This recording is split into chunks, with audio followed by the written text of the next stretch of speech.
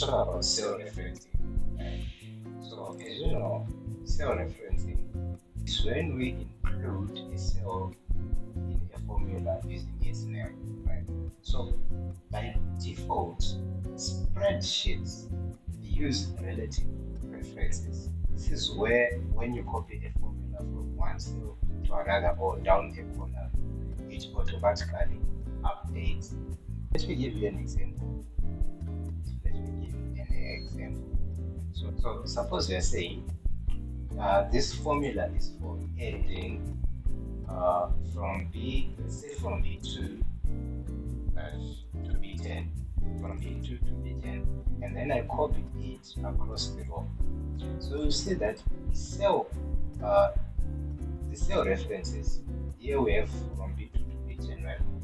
Well, the cell references will increment. So the next one will now be C2 to C10. The next one will be to D10. But there are some instances, that which you would want that to happen. That is where we use absolute cell reference. So an absolute cell reference now acts as an anchor. So if you change the formula, include dollar signs, the reference will stay locked on the exact same cell no matter where you paste. So let's take a look at this. Suppose we want to calculate the percentage for this, right? We say we have our total down here. Let's calculate this total. We have our total here and we have our values here. So this total, we are getting it from this, right? And then we want to calculate the percentage for D2 in relation to D12. That means we are going to divide D2 by what? By D12. So if I copy this formula down, you see that there are some errors that we get, right?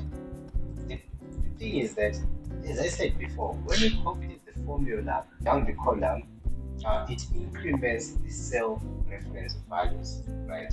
That's where we say that is the cell referencing. Okay, now we need to make sure that in our formula, when we are dividing, right, this T12 is not going to be changed when we copy the formula down, right? We need to keep it absolute. Now, if we go to T12, right, and then put a dollar sign at the beginning of the cell name and put another dollar sign at between the letter and the number of the cell name, right? Then we please enter.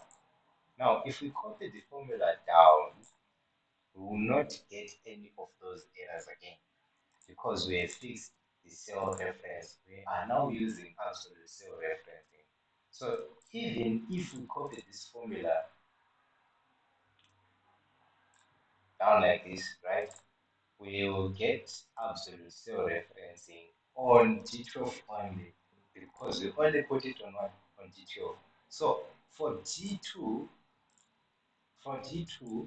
it will keep incrementing G2, G3, G4, G5, G6, going down. But for G12, it's now absolute, right? It acts as anchor to keep its anchor.